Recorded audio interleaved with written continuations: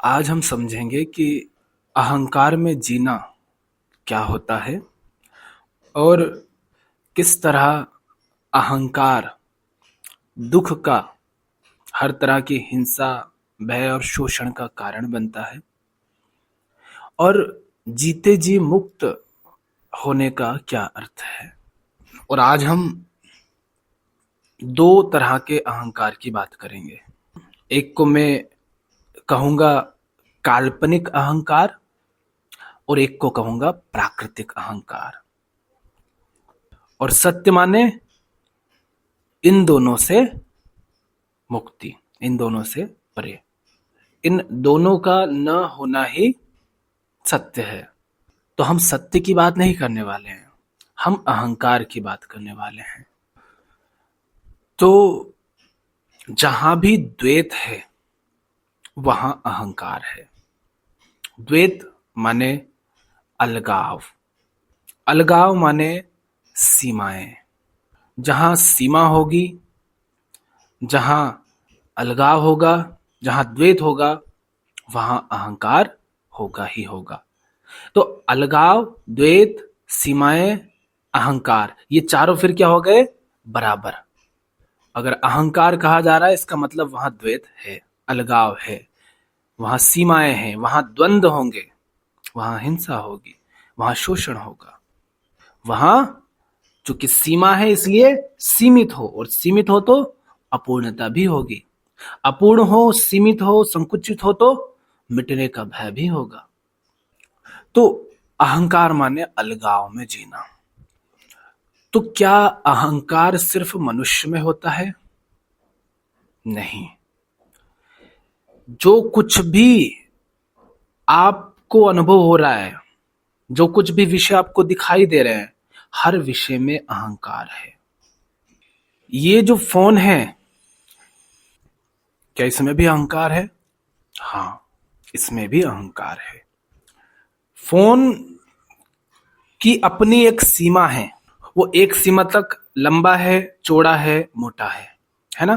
तो वो एक सीमा में कैद है। उस सीमा के बाहर क्या है? फोन नहीं है। मतलब फोन कहेगा कि इस सीमा तक मैं हूं और इस सीमा के बाहर मैं नहीं हूं। तो ये अलगाव खड़ा कर लिया ना।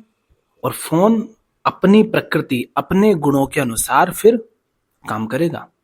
आप फोन से ये उम्मीद नहीं कर सकते कि वो आपकी प्यास बुझा दे या आपकी भूख मिटा दे। फोन वही करेगा जो उसकी प्रकृति है, जो उसके गुण धर्म है। मतलब फोन भी अहंकार में जी रहा है। अच्छा, क्या पेड़ में भी अहंकार है? हाँ, पेड़ की अपनी सीमाएं हैं। एक सीमा तक पेड़ है और उस सीमा के बाहर पेड़ कहेगा कि वो मैं नहीं हूं। आप पेड़ से कहकर दिखाइए कि मेरे घर मेहमान बनकर आना, वो नहीं आएगा क्योंकि ये उसकी प्रकृति नहीं है। कुत्ते से आप कहिए कि तू शेर होकर दिखा, वो नहीं हो पाएगा। शेर जैसे दहाड़ नहीं पाएगा, शेर जैसे व्यवहार नहीं कर पाएगा। तो कुत्ते ने भी अपने आप को अलग कर रखा है ना। हालांकि ये उसका चुनाव नहीं है, ये तो प्रकृति का बुलबुला है, पर वहां पर भी अलगाव है ना। पानी पानी जैसा है, पानी आपकी प्यास बुझा देगा, भूख नहीं मिटा पाएगा। पानी को आप पहन नहीं सकते, पानी को आप ओढ़ नहीं सकते। समझ रहे हैं? तो जितनी भी चीजें दिख रही हैं आपको, देखो हर चीज ने एक आकार ले रखा है। और हमने क्या कहा? जहां आकार है वहां सीमाएं आ जाती है। तो पंखा, कपड़े, बल्ब, दरवाजा, दीवार, घर, कुर्सी, टेबल, पेन, कॉपी, हर चीज में अहंकार है। चांद, तारे, सूर्य, सब अपने अपने गुण धर्म, अपनी प्रकृति, अपने नियमों का पालन कर रहे हैं। वो अपने नियमों के विपरीत जा ही नहीं सकते। पानी को गर्म करोगे, आंच दोगे तो पानी गर्म होगा, पानी ना नहीं कह सकता। समझ रहे हो? तो ये अलगाव है, ये अलगाव ही अहंकार है। उसी तरह आप अपने आप को उस शरीर में कैद मानते हैं ना। आपका एक शरीर है और आप कहते हैं ये मैं हूं। तो वो जो शरीर की सीमा है, उसकी लंबाई, मोटाई, चौड़ाई, उस सीमा तक आप हैं और उस सीमा के बाहर जो है उसको आप क्या कहते हैं? वो मैं नहीं। सीमा तक मैं और सीमा के बाहर मैं नहीं। तो ये क्या हुआ? ये अहंकार। आप अपने आप को पेड़ तो नहीं कहते, आप अपने आप को कुत्ता नहीं कहते, आप अपने आप को मिट्टी नहीं कहते, है ना? आपके सामने कोई व्यक्ति खड़ा है, आप नहीं कहते कि वो और मैं एक ही हूं, हम दो नहीं है, कोई दूरी नहीं है। शारीरिक दूरी तो है, शारीरिक अलगाव है, भेद होगा। आपको डंडे पड़ेंगे, दर्द आपको होगा, उसको डंडे पड़ेंगे, दर्द उसको होगा। आपके शरीर में बीमारी होगी तो आपको पीड़ा होगी, शरीर दर्द महसूस करेगा। उस व्यक्ति के शरीर में बीमारी होगी तो उसका शरीर पीड़ा महसूस करेगा। समझ रहे हो? तो ये दूरी है ना, अलगाव है ना, ये भी अहंकार है। आपका सिर दर्द हो रहा है तो ये खोपड़ी परेशान रहेगी, वो वाली खोपड़ी नहीं। उधर सिर दर्द हो रहा है तो वो परेशान रहेगा। ये जो अलगाव है ये अहंकार है ना? जहां सीमाएं हैं, जहां अलगाव है, जहां द्वैत है, जहां दूरी है, वहां अहंकार है। एक पेड़ को देखो, उसका जीवन बिल्कुल आपके शरीर की तरह होता है। वो भी अंकुरित होता है, बीज से निकलता है, उसमें छोटी छोटी पत्तियां आती है, बिल्कुल उसका बचपन रहता है, है ना? उसका बचपन बीतता है, वो पौधा बनता है, पौधे से थोड़ा और बड़ा होता है, धीरे धीरे वो जवान होता है, वृक्ष बनता है, फिर और विशाल वृक्ष बनता है, फिर उसमें मजबूती आ जाती है ना? फिर धीरे धीरे वो बूढ़ा होने लगता है, उसमें पत्ते कम होने लगते हैं, उसकी शाखाएं, टहनियां सूखने लगती हैं। अचानक से पेड़ नहीं सूख जाता है, धीरे धीरे करके वो सूखता है। देखा है फिर कैसे वो उसकी टहनियां अपने आप, उसकी शाखाएं अपने आप गिरने लगती हैं, हवाओं में टूट जाती है क्योंकि कमजोर हो गई हैं। धीरे धीरे बस ठूंठ बचता है, फिर वो भी सूख जाता है, वो भी मिट्टी में मिल जाता है। समझ रहे हो कैसे उसका एक चक्र है, और वो अपने उस जीवन चक्र का पालन कर रहा है, वो उसके खिलाफ नहीं जा सकता। जैसे इंसान होता है, बच्चा पैदा होता है, फिर वो बड़ा होता है, फिर और बड़ा होता है, फिर जवान होता है, फिर बुजुर्ग होने लगता है, बीमारियां होती है, भाग दौड़ करता है, और धीरे धीरे धीरे वो भी बिल्कुल जर्जर हो जाता है, और फिर एक दिन उसका शरीर भी ढह जाता है, वो भी मिट्टी हो जाता है। समझ रहे हो? तो जैसे आपका शरीर अपनी प्रकृति का पालन कर रहा है, अपने गुण धर्म के अनुसार व्यवहार कर रहा है, वैसे ही वृक्ष है, वो अपनी प्रकृति का पालन कर रहा है, वो अपने गुण धर्मों का के अनुसार जी रहा है। तो प्रकृति में जो कुछ भी है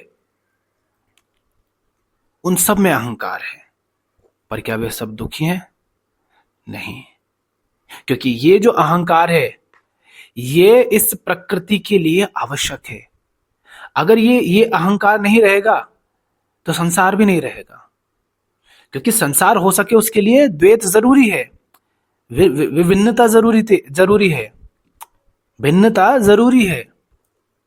लेकिन ये जो अहंकार है ये कौन सा है? ये प्राकृतिक अहंकार है, और ये अहंकार तब तक रहेगा जब तक शरीर है। इससे मुक्त होने का प्रयास करने की कोई आवश्यकता नहीं है, ये तो जीवन पर्यंत रहेगा। आपके शरीर को बीमारी होगी तो आपको ही पीड़ा होगी, माने इस शरीर को ही पीड़ा होगी। इस शरीर को कोई गोली मारेगा तो यही शरीर धराशायी होगा, दूसरा शरीर नहीं। ये जीवन भर रहेगा। इससे तो पत्थर भी मुक्त नहीं है, इससे पशु पक्षी भी मुक्त नहीं है। और एक बात और कहूं, ये जो अहंकार है ये डरता नहीं है, इसमें डर होता है लेकिन बहुत सूक्ष्म, बहुत कम।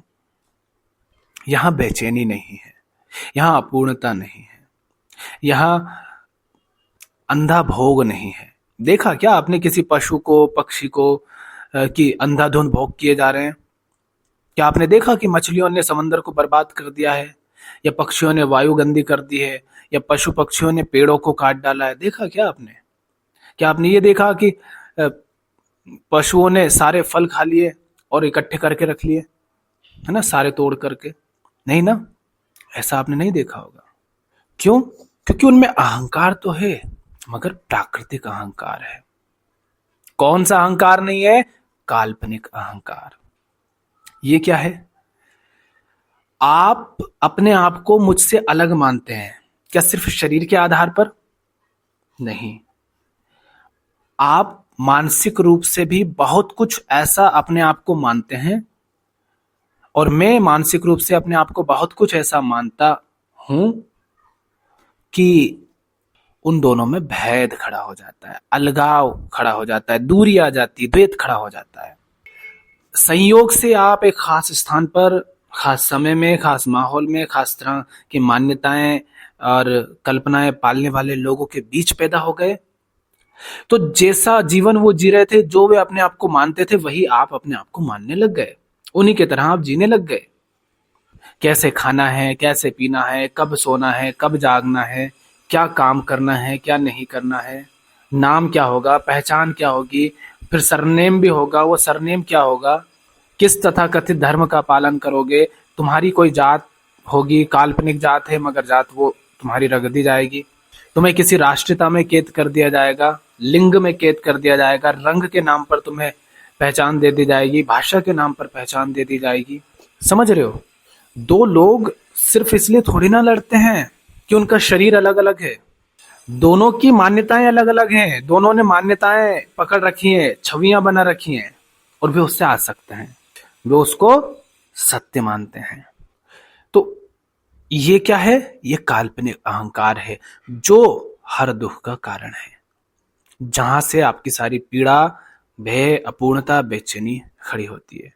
आपने अपने आप को कुछ ऐसा मान लिया है जो बहुत सीमित है, बहुत संकुचित है। आपने खुद को अनेक पिंजरों में कैद कर लिया है, अनेक तरह की सीमाएं आपने खड़ी कर ली, वो भी काल्पनिक। जो प्राकृतिक अहंकार है वो तो तथ्य है। शरीर के आधार पर आप देखेंगे तो भेद होगा। आपके शरीर को दर्द होगा जब आपके शरीर को किसी तरह की बीमारी या चोट लगेगी। आपको भूख लगती है तो आपको उसकी पीड़ा होती है, दूसरे को नहीं। तो शरीर के तल पर जो जो जो दूरी है वो तो तथ्य है, पर ये जो मानसिक आपने मान्यताएं पाल रखी हैं, ये ना तथ्य हैं ना सत्य हैं, ये सिर्फ कल्पना है। लेकिन इनके कारण अलगाव खड़ा हो रहा है, माने अहंकार खड़ा हो रहा है, मैं भाव पनप रहा है। मैं ये हूं तो वो है, मैं ऐसा हूं तो वैसा है। ये अहंकार है। इस अहंकार से आपको मुक्ति चाहिए, और इस अहंकार से मुक्ति बस ये जानकर होती है कि ये जो कुछ भी मैं मानकर बैठा हूं, ये सिर्फ मेरी मान्यताएं हैं, मुझे सिखा दिया गया है, संस्कारबद्ध कर दिया गया है। मुझे नहीं बताया गया होता तो मैं खुद को ये नहीं मानता, मुझे कुछ और बताया गया होता तो मैं खुद को कुछ और मानता। मैं किसी अन्य तरह की मान्यताएं रखने वालों के बीच अगर पैदा हुआ होता तो मैं खुद को वैसा कुछ मानता। किसी दूसरे देश में पैदा होता तो मैं खुद को कुछ और मानता। किसी तथाकथित अन्य धर्म का अनुकरण करने वाले लोगों के बीच पैदा होता तो मैं खुद को कुछ और मानता। मेरी पूरी हस्ती बदल जाती, मेरा खान पान, मेरे कपड़े, मेरी भाषा, मेरा बात करने का ढंग, मेरा व्यवहार, मेरे रिश्ते, शादी करने का ढंग, है ना, सोने जागने का ढंग, भक्ति, प्रार्थना, ये सब बदल जाती, मेरे भगवान ईश्वर सब बदल जाते। मतलब संयोग से मैं ऐसा जीवन जी रहा हूं बस क्योंकि मैंने खुद को कुछ मान रखा है। समझ रहे हो? तो मतलब ये तो सिर्फ मान्यता हो गई, और मान्यता का मतलब है ना तथ्य न सत्य है। और जब मान्यता में जियोगे तो क्या होगा? एक व्यक्ति कुछ मान रहा है, दूसरा कुछ और मान रहा है, तीसरा कुछ और मान रहा है, तो फिर क्या होगा? लड़ाई झगड़े होंगे, भेदभाव होंगे, बात बात पर उत्तेजित हो जाओगे, एक दूसरे का शोषण करोगे, परायापन खड़ा होगा, हिंसा होगी, दूसरे से तुलना करोगे तो हीनता महसूस करोगे, ईर्ष्या करोगे, फिर हिंसा करोगे। समझ रहे हो? तो जहां शारीरिक और मानसिक दोनों अहंकार है, माने स्थूल और सूक्ष्म, जहां दोनों अहंकार है वो काल्पनिक अहंकार है। उसमें पीड़ा है, उसमें दुख है, उसमें अपूर्णता है, उसके कारण भीतर बेचैनी है, उसके कारण आप बहुत सीमित हो जाते हैं। और दूसरा है स्थूल या शारीरिक या प्राकृतिक अहंकार। तो प्राकृतिक अहंकार तो तब तक रहेगा जब तक ये शरीर है, लेकिन उसमें भी ये जान सकते हो कि भैया शरीर और शरीर अलग प्रतीत हो रहे हैं, ये तो प्रकृति का सौंदर्य है, वरना द्वैत नहीं होगा तो प्रकृति अस्तित्व में कैसे आएगी? ये सत्य का प्रकट रूप है, प्रकृति सत्य का प्रकट रूप है, निराकार की ही अभिव्यक्ति है साकार। तो वो जब भी अभिव्यक्त होगा तो साकार रूप उसे लेने पड़ेंगे, है ना। तो वहां से द्वैत शुरू हो जाएगा। अब वो द्वैत बढ़ता जाएगा, अनेक तरह से भेद खड़े हो जाएंगे, है ना। अलग अलग इतनी तरह की चीजें हैं। ये क्या है? ये साकार रूप है, ये भिन्नता है, और इसमें कोई समस्या नहीं है। देखो ना, इंसान के अलावा जो कुछ भी है प्रकृति में, अगर इंसान को हटा दिया जाए तो ये दुनिया कैसी होगी? कोई शोर शराबा नहीं, कोई भीड़ भड़क्का नहीं, कोई वायु प्रदूषण नहीं, जल प्रदूषण नहीं, है ना। आसमान साफ है, वायु साफ है, जल साफ है, नदियां साफ है, समंदर साफ है, जंगल हरे भरे हैं, पशु पक्षी चहक रहे हैं, खेल कूद रहे हैं, प्रकृति अपनी व्यवस्था में जी रही है, नदी बह रही है, कोई बांध नहीं, कोई पुल नहीं। सोचकर तो देखिए कैसी होगी ये दुनिया अगर इंसान ना हो। और इंसान के होने का मतलब है ये मानसिक अहंकार ना हो। पर थोड़ी देर के लिए मान लो कि इंसान रूपी प्रजाति ही नहीं है, तो ये दुनिया कैसी होगी? और क्या उसमें सौंदर्य नहीं है? क्या ये ढलता हुआ सूरज, ये उदय होता हुआ सूरज, और अगर ध्यान से देखो बिना किसी मान्यता के, तो ये चमकता हुआ सूरज भी सौंदर्य से भरा हुआ है, और इसको देखने में ही आनंद है। देखो कुछ जो बच्चे होते हैं पशुओं के, उनको देखो, पशुओं को देखो। जंगल में जब किसी शेर को देखते हो, चीता को देखते हो, हाथी को देखते हो, हिरण को देखते हो, किसी भी पशु को देखते हो, उसको देखो तो आप मंत्रमुग्ध हो जाते हैं। हरे भरे घने जंगल हैं, पेड़ों की घनी छाया है, उनके नीचे बैठो, उनकी ठंडी हवाओं में थोड़ा जियो। जब आम से फल गिरता है, बच्चा उठाकर उसको खाता है। मैंने तो खूब खाया है, खूब बहुत खाया है। दिन भर हम आम के नीचे खेलते थे। आम के पेड़ पर चढ़ा हूं, जामुन के पेड़ पर चढ़ा हूं, खजूर के पेड़ पर चढ़ा हूं, बी के पेड़ पर चढ़ा हूं, बरगद पर झूले हैं, नदियों में नहाए, सब किया है। और वो समय जब याद करता हूं, स्मृति से जितना भी पता है, तो उसमें अलग ही सौंदर्य था, मौज थी, वो जीवन अलग ही था। वहां कोई बोझ नहीं था। समझ रहे हो क्यों नहीं था? क्यों था वो बच्चा इतने मौज में? क्यों उसमें इतना डर भी नहीं था? क्यों वो खेलता कूदता रहता था? क्योंकि मानसिक अहंकार तब इतना सघन नहीं था, इतना मजबूत नहीं था। तब मानसिक रूप से मैं अपने आप को बहुत कुछ मानता ही नहीं था। अब जो मैं बन चुका हूं, वो न जाने क्या क्या खुद को मान बैठा है, न जाने कितनी मान्यताएं पाल बैठा है, न जाने खुद को कितनी सीमाओं में कैद कर लिया है। वो 10 साल का बच्चा, उसको यही नहीं पता था कि हिंदू और मुसलमान जैसा कुछ होता है, जातियां अलग अलग होती है, उनका मतलब ऐसा होता है कि लोग लड़ मरते हैं। उसको नहीं पता था कि दूसरी भाषाएं होती हैं और भाषा के नाम पर इतने दंगे हो जाते हैं। उसको नहीं पता था कि इतने सारे देश हैं, इतने तरह के लोग हैं, इतनी बातें करते हैं, इतने सारे अलग अलग धर्मों को मानने वाले लोग भी हैं। कुछ नहीं पता था उसको। वो बस अपनी जिंदगी जी रहा था, मौज में खेलता था। समझ रहे? तो मानसिक मान्यताएं, संस्कार, कल्पनाएं, धारणाएं, पूर्वाग्रह, अंधविश्वास, है ना, मानसिक नाम, सीमाएं, पहचाने, इन सब के माध्यम से उसने खुद को सीमित, संकुचित नहीं किया था। अलगाव खड़े नहीं हुए थे। इसलिए वहां पर प्राकृतिक सहजता थी, प्राकृतिक मौज थी। अभी हमने बात की थी ना, 2 तरह की सहजता होती है, एक प्राकृतिक और एक स्वाभाविक, और बीच में होती है असहजता। तो बचपना प्राकृतिक सहजता में गुजरता है, और अधिकांश लोग फिर असहज होते जाते हैं, जैसे जैसे संस्कारबद्ध होते जाते हैं, जैसे जैसे मान्यताओं में, पहचानों में कैद होते जाते हैं। क्योंकि उसी में तो अहंकार पलता है, उसी से तो मैं भाव पनपता है। मैं और तू की बात कर सको, इसके लिए 2 शरीर अलग अलग होने चाहिए ना। दोनों शरीर अगर एक ही जुड़ गए तो आप अपने आप को मैं तू कहते हैं क्या? नहीं ना। मान लीजिए आपका जो शरीर है, वो 2 शरीर थे, वो एक हो गए, तो उसमें मैं तू चलता है क्या? नहीं। अगर वो एक हो गए तो वहां पर कोई अलगाव नहीं रहा। तो अलगाव हो सके उसके लिए सीमा जरूरी है। तो शारीरिक सीमाएं तो जीवन पर्यंत रहेगी, उनसे मुक्त नहीं हो सकते। बस जान सकते हो कि सामने जो शरीर है और ये जो शरीर है, दोनों मूल रूप से एक ही है, तत्वतः एक ही है। दोनों मिट्टी हो जाने हैं, दोनों पंचभूत हैं, उसी हवा से दोनों जिंदा है, उसी जल से दोनों जिंदा है, उसी सूर्य की रोशनी से दोनों जिंदा है, उसी सूर्य की रोशनी में जो फल सब्जी अनाज पकते हैं, उसी मिट्टी से जो फल सब्जी अनाज के पौधे पैदा होते हैं, उसी से ये दोनों पल रहे हैं। अंतर कोई नहीं है।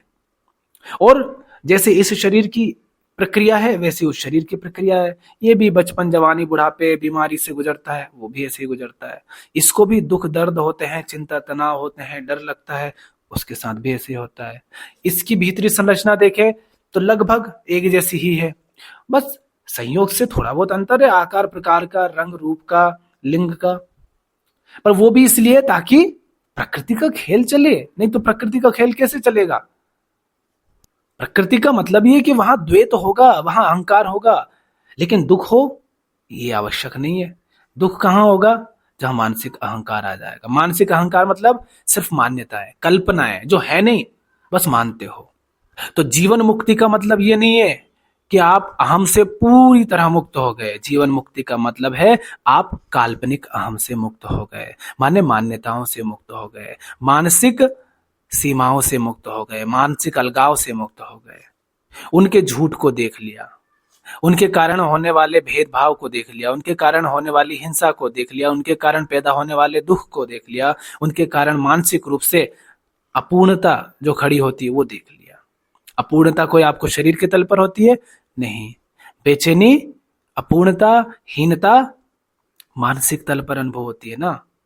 तो मानसिक तल पर क्यों हो रही? क्योंकि मानसिक तल पर आपने खुद को अनेक पिंजरों में कैद कर लिया है। मानसिक तल पर आप बहुत छोटे हो गए हैं। आपने खुद को पहले कह दिया, बच्चा जैसे ही पैदा हुआ उसको कह दिया ये लड़का है कि लड़की है, तो आपने लिंग के आधार पर उसको सीमा में कैद कर दिया। अब मान लेते हैं कि वो शरीर से स्त्री है, लड़की है, तो उसको कह दिया आपने कि तेरी पहचान है कि तू लड़की है। किस आधार पर? शरीर के आधार पर। तो शरीर में थोड़ा अंतर होना एक बात है। आदमी औरत का शरीर लगभग एक जैसा होता है, बस थोड़ा अंतर रहता है ताकि प्रकृति का खेल चलता रहे। तो वो दुख का कारण नहीं है, पर आपने उस शरीर के आधार पर उसको एक पहचान दे दी कि तू स्त्री है, तू लड़की है, तो वो पहचान मानसिक बन गई। ये अहंकार खड़ा हो गया। शरीर के तल पर अलगाव था, वहां भी हम था, मगर वो दुख का कारण नहीं था, वो हीनता का कारण नहीं था, वो अपूर्णता और बेचैनी का कारण नहीं था। लेकिन जैसे आपने कहा, उसको नाम दिया कि तू स्त्री है, तो आपने उसको दुनिया की आधी आबादी से काट दिया। आधी आबादी से ही नहीं, स्त्री कहने से पहले आपने उसको इंसान कहा कि ये इंसान की औलाद है, और फिर ये स्त्री है। तो पहले आपने उसको इंसानों में कैद कर दिया, मतलब ये पूरा जगत अब उसके लिए पराया हो गया। अब आपने आपको वो मिट्टी नहीं कह पाएगी, वो नहीं कह पाएगी मैं कुत्ते से अलग नहीं हूं मूल रूप से, बस प्रकृति का खेल है, इसलिए एक तरह की संरचना वो है, एक तरह की संरचना ये है, अंत में दोनों खाक हो जाने हैं। पर वो अपने आप को अब पेड़ नहीं कह पाएगी, भले ही उसी पेड़ से जो ऑक्सीजन है उससे वो जिंदा है, मगर वो नहीं देख पाएगी कि पेड़ और मैं दो नहीं है। हाँ, बीच में दूरी है, लेकिन उससे समस्या नहीं है। तो वो पेड़ के साथ प्रेम नहीं रख पाएगी, अब वो पेड़ को बर्बाद कर देगी। यही तो है फिर कि हम जंगलों को बर्बाद कर रहे हैं। फिर वो मुर्गे को मार डालेगी अपने जैसे, वो हंस रहा है, खेल रहा है, कूद रहा है, मस्ती कर रहा है, पर उसको भोजन बनाकर खा जाएगी। तो आपने उसको पिंजरे में कैद कर दिया कि सारी दुनिया अलग है, तो इंसान की औलाद है। फिर कह दिया कि तू स्त्री है, तो इंसानों में भी आधे इंसानों को फिर अलग कर दिया, उसको और छोटा कर दिया। फिर कह दिया, फिर तुमको कह दिया कि तुम्हारा ये धर्म है, तो पहले तुम्हें इंसान कह करके बना दिया, तो पूरी दुनिया तुम्हारे लिए पराई हो गई। फिर तुमको कह दिया कि तुम स्त्री हो, तो इंसान में भी आधे लोग पराये हो गए। फिर कह दिया कि तुम हिंदू हो या मुसलमान हो, तो तुम्हें और छोटा कर दिया। फिर कह दिया कि तुम्हारी भाषा हिंदी है, तो तुम्हें और छोटा कर दिया। फिर कह दिया कि तुम फलाने देश के हो, तो सीमा इस जगह के हिसाब से तुम्हें और छोटा कर दिया। तो ऐसे ये जो मानसिक अलगाव खड़े होते हैं, इससे अहंकार पैदा होता है, और जहां अहंकार है फिर वहां दुख है। तो आपको इस मानसिक अहंकार से मुक्ति चाहिए कि मन के तल पर मैं जो कुछ भी खुद को बस मानता हूं या मानती हूं वो सत्य नहीं है, वो बस मुझे सिखा दिया गया है। मैं किसी और जगह किसी और माहौल में पैदा होती तो मैं खुद को कुछ और मान रही होती या मान रहा होता। तो ये जो मानसिक अहंकार है, इसके झूठ को देखो कि ये बस संयोगिक है, ये बस बेहोश लोगों के द्वारा दी गई पहचानें हैं, मान्यताएं हैं, और बेहोशी में मैंने भी स्वीकार कर ली, जो मैं बन बैठी, जिसके कारण अलगाव खड़ा हो गया। इस अहंकार से मुक्ति ही जीवन मुक्ति है। इससे मुक्त हो तो जीवन मुक्त हो। इससे मुक्त होने का मतलब है कि आप उन सारे भय से, अलगाव से, हीनता से, कमजोरी से मुक्त हो जाते हैं। और अगर उन सबसे मुक्त नहीं हो रहे हैं, इसका मतलब अभी आपने मानसिक अहंकार पकड़ रखा है। सब शब्द दोहराने से मुक्त नहीं हो जाओगे, सचमुच जानना होगा और वैसे ही जीना होगा। वो बार बार खड़ा होता रहेगा, आपको उसके प्रति सजग रहना है, और जैसे ही दिखे उसका झूठ देख लेना है। जैसे ही वो खड़ा हो फिर देख लो कि ये आ गया फिर से बीच में, और चूंकि वो झूठा है तो देख लोगे और ईमानदार हो तो वो नहीं रहेगा।